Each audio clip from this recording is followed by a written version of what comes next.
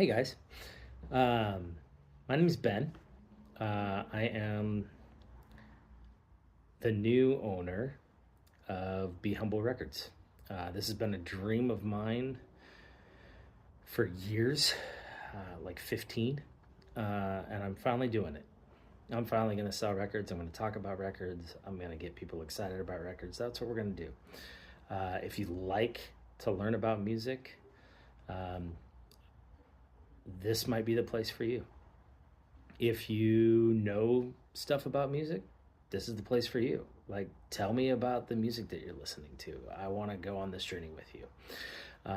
One of my goals as someone who collects and sells records is basically to rescue records and get them back in the hands of people that are going to love them. I know the joy that we all find, us record collectors, in finding that album we've been looking for a long time, and spinning it on our turntable, because we're tired of streaming it. Nothing against streams, we're just tired of streaming it. So a couple of weeks ago, I went to a record show and got some serious inspiration to begin my journey into the record selling world. That's not all this channel is about, but as you follow along with this journey, you'll see what I'm about, and I'm mainly about music and the love of music. And in a couple weeks, I'm getting ready for a show, a vinyl show. And there'll be more on that in upcoming videos. But yeah, I'm pretty much, my days are prepping for that right now. Anyway, let me get into the pieces that I got from this record show. First one is Coliseum. These guys, amazing, like progressive rock, but like jazzy progressive rock, and just a lot of fun for me to find these guys. I actually found these guys within the last year or so, and one of the things that makes them unique, they were on the Vertigo label. We'll talk more about the Vertigo label in other episodes. It's a great label, but they were on that, and they put out some great music. These guys are from the UK, just some excellent prog rock, and I didn't just get one, I had to get two. So I don't know if you can see that real well, but I got two of them. Both of these are from 1970, believe it or not. And just great albums. If you're looking for some really fun, kind of symphonic prog rock, this is the way that I would go for you. Next, we have, sorry, I'm looking down into my box here, and I'm just being real with you, what I got. Let's see. This one. Now, this is not a rare album, by any means. Let's see if I can get this a little bit closer here without getting the ring. It's not possible. There we go. Okay, so this is the Beach Boys' Surf's Up. Now, as you can tell, it's not in great shape. I paid $3 for it. Okay, do that. I paid $3 for it, but the reason I paid $3 for it is because actually the album was in great condition. But I've been searching for it for years, and it's always really expensive wherever I see it. Overall, this is not one of my favorite Beach Boys albums, but it does have Disney Girls on it. And if you know me, you know that I'm a a Disney nut. I love uh, the Disney brand, the whimsy that they have and whatnot. And while the song is actually quite adult themed, it's just one that I've always loved, and I've always been looking for this, but I was never willing to overpay to have this in my collection, and I got it. And this was, it's 1971. It's the Beach Boys. It's that surf vibe and whatnot. It's great. Next one on the list. This has been on my want list for a while. This is Gandalf, and no, it's not the Gandalf Lord of the Rings guy. It's the 1969 psych rock band from New York City, and I've been looking for this for a while. The original pressings of these go for $500-$600 a piece. I got this for much less. It is the album. It is an unofficial release though, so there's that. But it's in my collection now, so that's all I can say. I'm going to enjoy this record a lot. Next one, you're going to kind of see a theme here. This isn't everything. This isn't all the styles, the only thing that I collect, but there's definitely a theme here. We have Fever Tree, Creation. This album's from 1969. These guys were from Houston, Texas originally, and it's just this is fun psych music. I love it. As you can tell, the theme is psych and prog so far. And then your Beach Boys sprinkled in on top for a little bit of seasoning. It's just good stuff. And it's been something I've been looking for. It wasn't expensive, and I snagged it.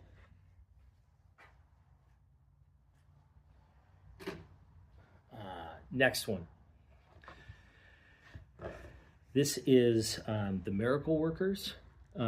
1,000 micrograms of the Miracle Workers. Check out that cover. Like, it screams psych, right? These guys are kind of like garage psych. And what drew me to this at the show was actually these guys are a local band, or were a local band from 1980 to like 1990 something, in Portland, Oregon. And that's where I live. I'm close to Portland, so these guys, I'd never heard of them before, but the dude at the booth was like, you got to check these guys out. If you're looking for all this other stuff, check this out. And you know what? He was right. These guys are good.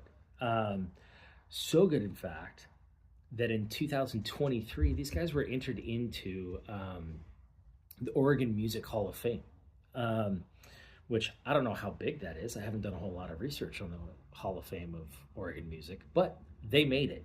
So if you can find it, by the way, it's not on like Spotify or anything like that. But if you can find this, it's a fun album. I enjoyed it. Oh, something cool about that as well. Sorry guys, I'm learning here. It was kind of cool. Inside of it was this flyer from the 80s for the Miracle Workers fan club. And I just thought that was kind of fun, it's still in there. I love it when you find stuff in albums or original stuff that goes with the album and whatnot. It's just cool. Next we have H.P. Lovecraft. Get this over here a little bit. There you go. Just so you guys can see it. So H.P. Lovecraft, again, we're going down the psychedelic acid rock kind of vein. These guys are from Chicago. This is their self-titled album. Again, I was looking for deals. I got this one pretty cheap as well. I think I paid $5 for it. 1967. If you've noticed, we're seeing a theme here for the most part, and the late 60s or early 70s music. I'm really into that stuff.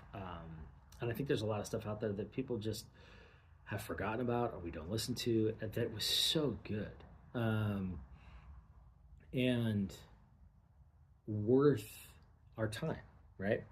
So anyway, H.P. Lovecraft, these guys like space stuff, and of course, yes, they're named after H.P. Lovecraft, the writer. Next, we have a trifecta of albums, and I like these guys. This is Beaver and Krause, right? So the first one we have is In a Wild Sanctuary. This one came out in 1970. This is like, I don't know fully how to describe this because it's like bluesy psych, but then it's also on the new age ambient kind of wave as well.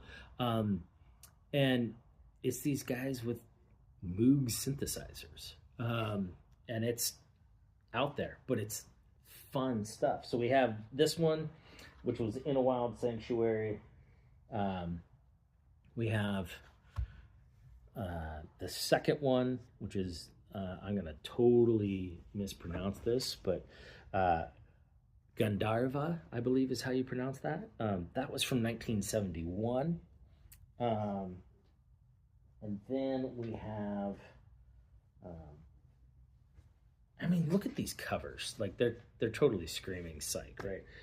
Then we have this one, Beaver and Krause, All Good Men, 1972, right?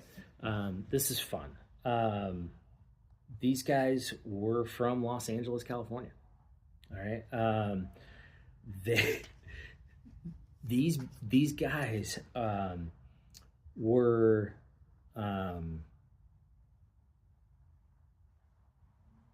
they popularized the Moog synthesizer. They were like sales reps for the Moog synthesizer, and then they went and made some freaking amazing music off of it.